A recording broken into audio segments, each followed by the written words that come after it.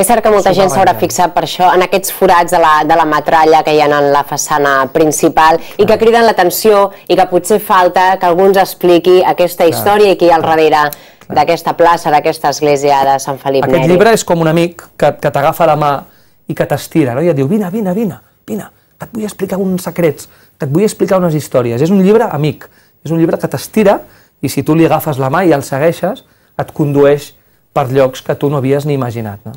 Expliques també la història de la Monyos. Hi ha molta gent jove que no sabrà qui és la Monyos. Només haurà sentit potser la dita popular de que ets més popular que la Monyos, no? Exacte. Però la gent més gran sí que sap qui era, una dona mítica de la Barcelona a principis del segle XX, que es passejava amb certa actitud desorientada, deambulava pel barri xino de Barcelona, però per què deambulava aquesta dona per la ciutat? Què li passava a la Monyos? És molt bonica la història de la Monyos i és molt tendra, no?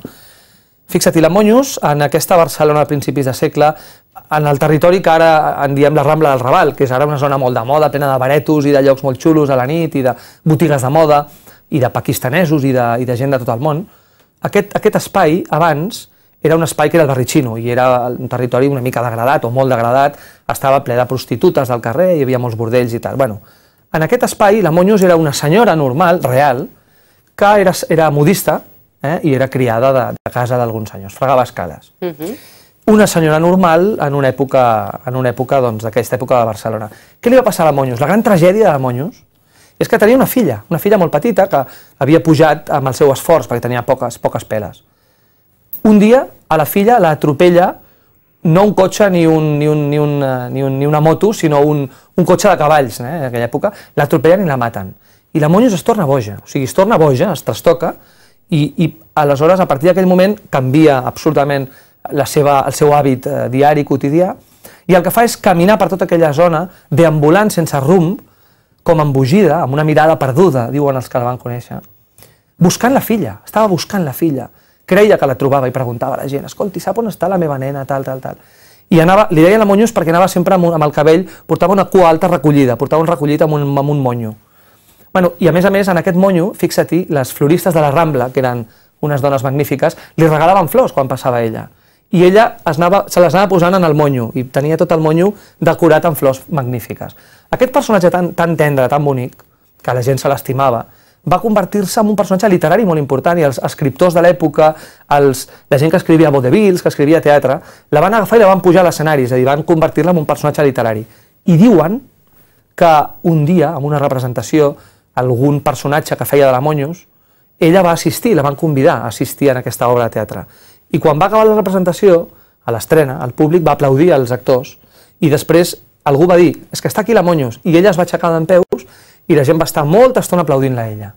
Déu-n'hi-do, quina història, posa els pèls de punta i tant, una història preciosa de desgràcia, que per cert, la Monyos està en el Museu de Cera de Barcelona i de tant en tant la treuen a les Rambles i molta gent es pregunta qui és aquesta dona. Doncs aquesta dona és la Monyos, una dona mítica que va viure a principis del segle XX i que simplement va caure en la desgràcia i per això va ser coneguda.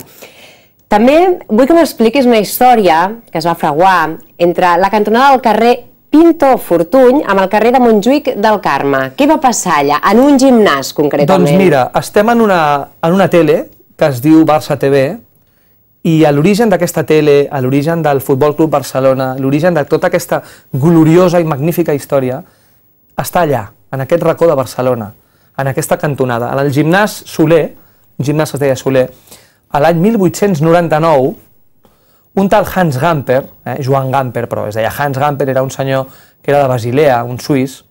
Aquest senyor jugava a futbol, aleshores no en deien futbol, en deien balompié, el balompié. I aquest senyor jugava a futbol, va venir a Barcelona, li agradava molt Catalunya, estava molt bé per aquí, i ell havia jugat amb el Futbol Club Basilea, allà, en el seu país.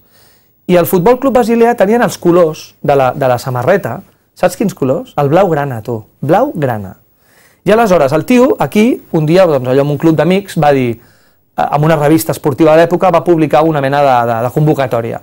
Vull que tota la gent que li agrada el futbol, el balompié, vingui al gimnàs tal, al dia tal, a l'hora tal. I va tenir una convocatòria brutal, perquè va dir, bueno, a veure si ens posem d'acord uns quants amiguets i muntem un equip de futbol de gent de Barcelona.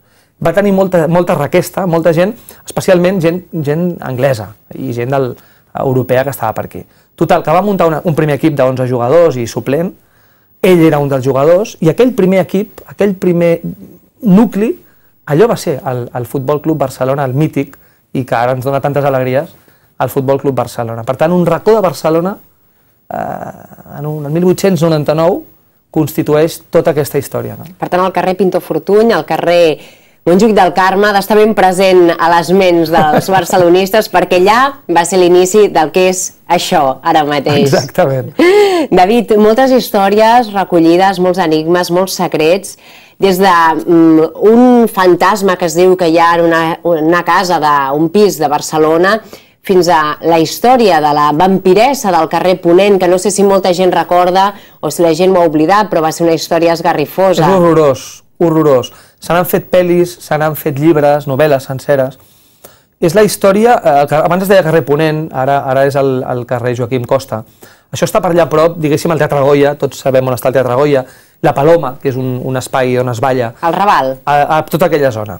Per tant, allà hi havia una dona que havia sigut prostituta i tal, però era una dona que va començar a mercadejar amb menors d'edat. Mercadejar vol dir que va obrir un prostíbul amb, imagina't quina barbaritat, o sigui, amb nanos i nens i nenes de 5 a 16 anys. De 5 a 16 anys. I l'alta burgesia, l'alta aristocràcia barcelonina, doncs anava allà i el tenia ple, i tenia molt èxit, o sigui, terrible. Però va anar més enllà, la senyora, ella es deia Enriqueta Martí. Va anar molt més enllà, va descobrir que els burgesos, que la gent rica, tenien por a la tuberculosi, que era una malaltia que estava arrasant en tothom.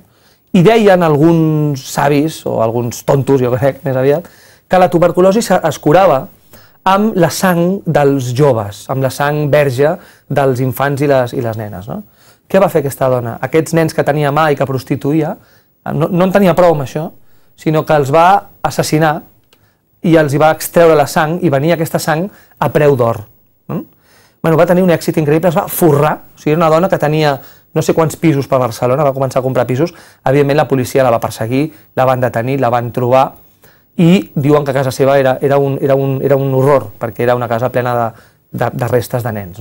Aquesta dona la van tancar a la presó, i a la presó les seves pròpies companyes de la cel·la la van linxar i la van matar de mala manera. Però imagina't tu quines històries en aquella Barcelona.